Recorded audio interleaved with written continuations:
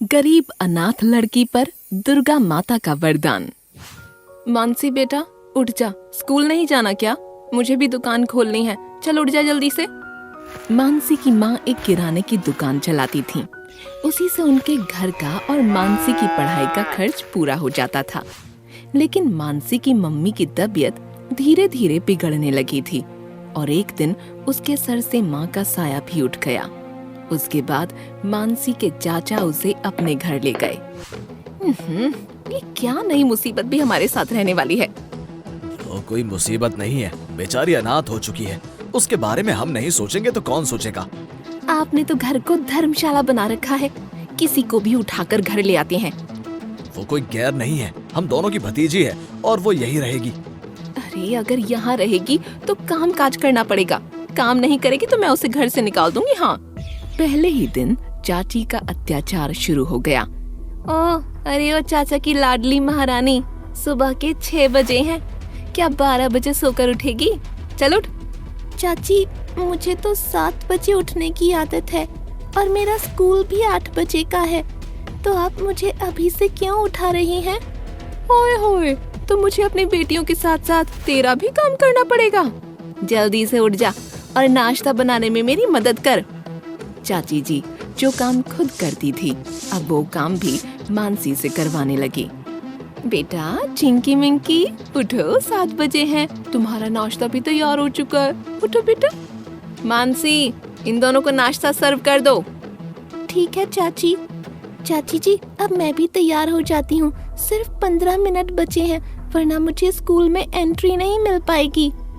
कोई बात नहीं, एक आधा दिन स्कूल नहीं जाएगी तो कौन सा फेल होने वाली है। थोड़े से काम में इतना टाइम ले लिया, कल से थोड़ा फास्ट काम करना, वरना स्कूल नहीं जा पाएगी। चाचा तो बहुत प्यार करते हैं, लेकिन चाची मुझे बिल्कुल भी प्यार नहीं करती। चाची के साथ चिंकी मिंकी भी मानसी के साथ रूड बिहेवियर करने लगी थी। सारा काम निपटाकर जब वो बेड पर जाती तो रोजाना उसको अपनी मम्मी की याद आती और उसकी आंखों में आंसू छलक आते। मम्मी अब मुझे क्यों छोड़कर चली गई? अब मेरा इस दुनिया में कौन है जिसके सहारे मैं रहूं? इस घर में तो मेरी औकात एक नौकरानी जैसी है, कोई मुझे प्यार नहीं करता। मानसी बेटा, मैं जानती हूँ आज तक मैंने तेरे साथ बहुत गलत किया है, लेकिन मैं अभी क्या करूँ? तेरे चाचा का काम सही नहीं चल रहा ना, तो क्या तू हमारी मदद कर सकती है? मदद? कैसी मदद चाची? तुम इन पेपर्स पर साइन कर दो। ये तुम्हारी माँ की किराने की दुकान है, हम उसे बेचकर कोई अच्छा काम शुरू कर देते हैं और फिर तेरे चाचा भी तो परेशान नहीं होंगे। ना चाहते हुए भी मानसी उन पेपर्स पर साइन कर देती है, पर उसके बाद भी उसे चाची से माँ का प्यार नहीं मिलता। ऐसे ही दिन गुजरने लगे और एक दिन मानसी की स्कूल की टीचर घर आईं। इत्तेफाक से चाचा घर पर ही थे। मानसी हमेशा क्लास में टाइम पर आती थी, होमवर्क भी हमेशा कंप्लीट रहता था, लेकिन अब ऐसा नहीं है। अब ये ना ही टाइम पर आती है, हफ्ते में कई छुट्टियां भी हो जाती हैं और इसका होमवर्क भी ज्यादातर इनकम्प्लीट रहता है।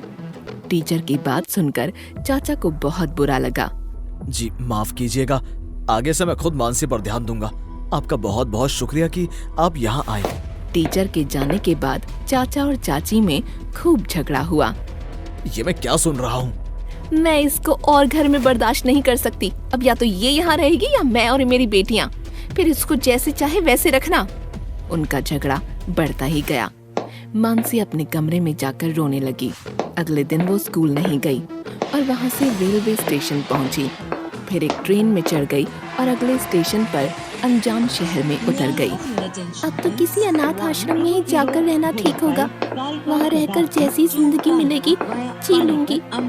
फिर मानसी शहर पहुँच जाती है और वहाँ मौजूद अनाथ आश्रम में रहने लगती है। समय बीत जाता है और मानसी अब 18 साल की हो जाती है। अब मैं 18 साल की हो गई हूँ, अब मुझे अपने पैरों पर खड़ा होना होगा। कब तक अनाथ आश्रम वालों पर बोझ बनी रहूंगी? ये सोचकर वो काम की तलाश में निकलती है। तभी उसकी नजर एक बूढ़े फल वाले पर पड़ी, जो कि 2-2 ठेलों पर फल बेच रहा था।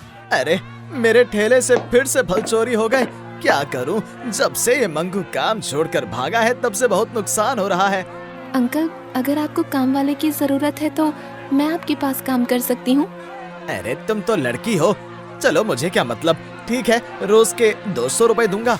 मानसी ने काम करना शुरू कर दिया। जब बूढ़े ने देखा कि मानसी मेहनती है और अकेले भी ठेले को संभाल सकती है तो वो उससे बोला, बेटा मानसी, तुम अगर चाहो तो अलग दूसरे नुक्कड़ पर ठेला लगा सकती हो और जितने फल तुम बेचोगी उसका 10% तुम्हारा होगा।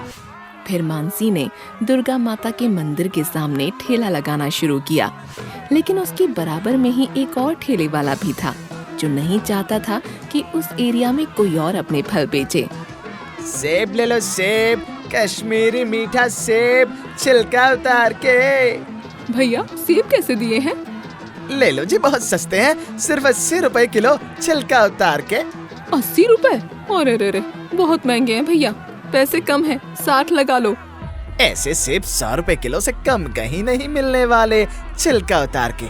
ठीक है रहने दो, कहकर वो औरत मानसी के ठेले पर चली गई और उससे भाव पूछने लगी। वैसे तो ये सेब 80 रुपए किलो ही है, लेकिन आपके पास ज्यादा पैसे नहीं है तो आप 60 में ले सकती हैं। ठीक है, 1 किलो सेब तोल दो।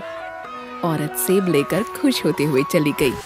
अरे तू पागल है क्या, 80 वाले सेब 60 में दे दिए, ऐसे तो मेरे सेब रात तक भी नहीं बिकेंगे। उन बेचारी आंटी के पास पैसे कम थे इसलिए दे दिए, इसमें क्या गलत है? अगर इस मंदिर के सामने ही बेचना है तो मुझसे कम रेट में नहीं बेच सकती, वरना अच्छा नहीं होगा, छिलका उतार के। कहकर वो अपने ठेले पर चला गया। लेकिन मानसी बहुत ही नरम दिल थी, इसलिए वो ग्राहक की मजबूरी को समझकर कम पैसों में भी सेब बेच दिया करती थी। मानसी के सारे सेब तेजी से बिक रहे थे और उसका ठेला अभी भी आधा भरा हुआ था। शाम तक मानसी के पास बस 6 ही सेब बचे थे और अंधेरा होने वाला था। इन बचे हुए सेबों का क्या करूं? अरे मैं तो भूल ही गई, नवरात्रि चल रहे हैं। दुर्गा माँ के मंदिर के सामने खड़े होकर ही इतने फल बेचे हैं, ये बचे हुए मैं माता को ही चढ़ा देती हूँ। अगले दिन, अब भैया केले कैसे दिए हैं? ले जाओ, 60 रुपए दर्जन है, छिलका उतार के। भैया मेरे बेटे की तबीयत खराब है, दवाइयों पर भी खर्च हो रहा है, मेरे पास बस 40 रुपए ही हैं। सारे भिखमंगे परेशान मेरे ही सामने आकर खड़े हो जाते हैं, 40 रुपए हैं तो घर जाओ, छिलका उतार के। आप तो बहुत ही बदतमीज हैं, मैं किसी और से ले लूंगी। 40 में कोई नहीं देगा, छिलका उतार के। आंटी, आपके बेटे की तबीयत खराब है ना, तो आप मुझसे केले ले जाइए। ये लड़की तो मुझे बर्बाद करके ही मानेगी, छिलका उतार के। उस दिन मानसी ने 5 दर्जन केलों को माता रानी के भक्तों को बांट दिया। अगले दिन भी उसने इसी तरह काम किया और उस दिन भी उसके पास लगभग 5 किलो सेब बच गए। लेकिन इस बार माता के मंदिर जाने से पहले ही उसके सामने एक बुढ़िया आकर खड़ी हो गई। बेटी, मेरी झोपड़ी में मेरे साथ 8 बच्चे रहते हैं, बिल्कुल अनाथ हैं। क्या तुम उनके लिए इन सेबों में से कुछ दान करना चाहोगी? क्यों नहीं आंटी जी, लेकिन मैं आपके साथ चलकर उनको अपने हाथों से ये सेब खिलाना चाहूंगी। फिर बुढ़िया मानसी को एक झोपड़ी के पास लेकर चली गई। अंदर आओ बेटा। बुढ़िया झोपड़ी के अंदर चली गई। मानसी ने भी अपना ठेला बाहर छोड़ा और मानसी भी झोपड़ी के अंदर चली गई। तभी उसने देखा बुढ़िया बदलकर दुर्गा माता बन गई, तो वो हैरान रह गई। मानसी, तुम एक बहुत अच्छी लड़की हो। आज के कलयुग में इतनी परेशानी झेलने के बाद भी तुम सबके बारे में सोचती हो। कई बार तुमने दूसरों की भलाई करने में नुकसान भी खाया, लेकिन फिर भी लालच में आकर किसी की मजबूरी का फायदा नहीं उठाया। तुम्हारी इसी दरिया दिली से खुश होकर मैं तुमको कुछ देना चाहती हूँ। ऐसा कहकर माता ने अपना चमत्कार दिखाया और मानसी के सामने एक पोटली आ गिरी। इस पोटली में सोने के 5 सिक्के हैं और जिस दिन भी इसमें 5 सिक्के खत्म हो जाएंगे, उसी रात फिर से 5 सोने के सिक्के इसमें आ जाया करेंगे।